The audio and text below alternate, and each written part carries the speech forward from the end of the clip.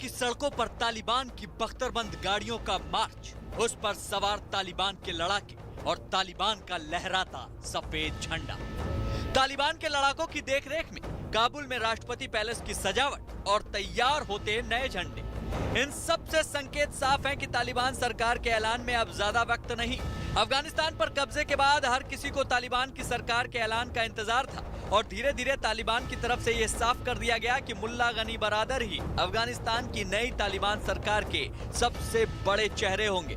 मुल्ला गनी बरादर के नाम की अटकलें पहले से ही लग रही थी, इसलिए किसी को भी इसे जानकर हैरानी नहीं हुई।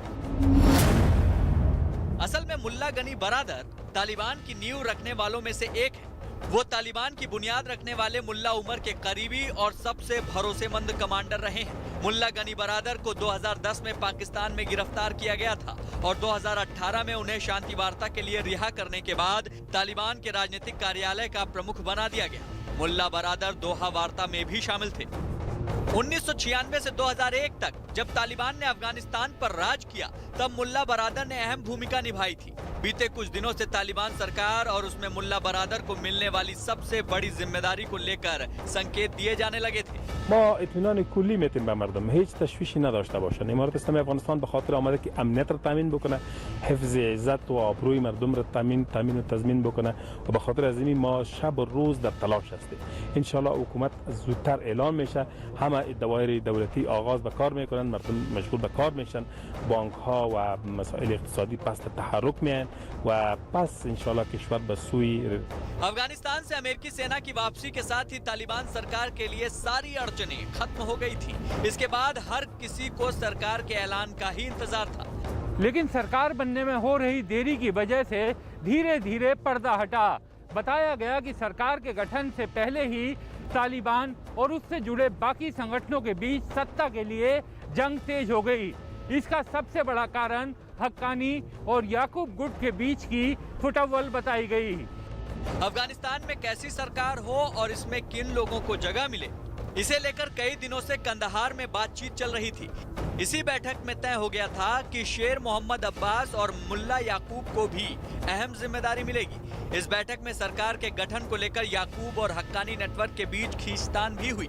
हालांकि तालिबान नेतृत्व दुनिया के सामने एकजुटता दिखाने की कोशिश करता रहा, लेकिन अंदरूनी कलह धीरे धीरे बाहर सामने आ ही गई।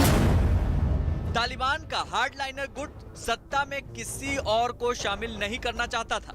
मुल्ला उमर का बेटा मुल्ला याकूब राजनीति से जुड़े लोगों के बजाय सेना से जुड़े लोगों को सरकार में शामिल करना चाहता था, लेकिन दोहा ऑफिस के तालिबानी नेता दूसरे पक्षों को भी शामिल करना चाहते थे। राजनीति से जुड़े लोगों को सरकार का चेहरा बनाने के पक्ष में मुल्ला बरादर भी थे।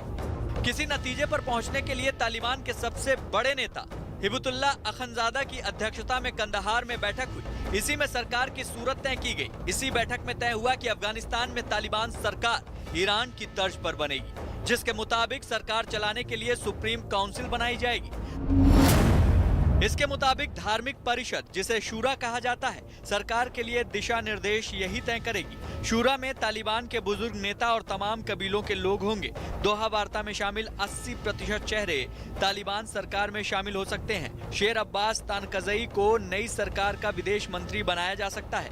करज़ई और अब्दुल्लाह को सरकार में जगह तो नहीं मिलेगी, लेकिन इन्हें किसी सलाहकार समूह में रखा जा सकता है। समझा जा रहा है कि नई सरकार में हक्कानी ग्रुप की आधी हिस्सेदारी हो सकती है, इसलिए गुलबुद्दीन हिकमतयार को भी सरकार में शामिल किया जा सकता है।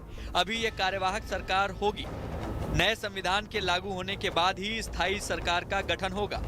ये भी बताया गया कि तालिबान अफगानिस्तान में मौजूद संविधान को रद्द कर 1964-65 के पुराने संविधान को ही फिर से लागू कर सकता है, क्योंकि तालिबान का मानना है नया संविधान विदेशी मुल्कों के अधीन बनाया गया था।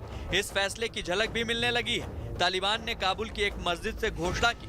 इसके मुताबिक चोरी के जुर्म में पकड़े जाने पर शरिया कानून के तहत आरोपी के दोनों हाथ काटे जाएंगे। यानी तालिबान सरकार का रंग रूप फिलहाल तय हो गया है और अंदरूनी कलह थमता दिख रहा है। लेकिन ये तालिबान का नकली चेहरा है। मजहब के नाम पर खून खराबा करने वाले तालिबान के आतंकी जब पंजशीर के लड़ाकों के डर से भागे तो गुलबहार की एक मस्जिद में बम छोड़ गए। एनआरएफ ने तालिबान की इस करतूत को इस्लाम विरोधी बताया है।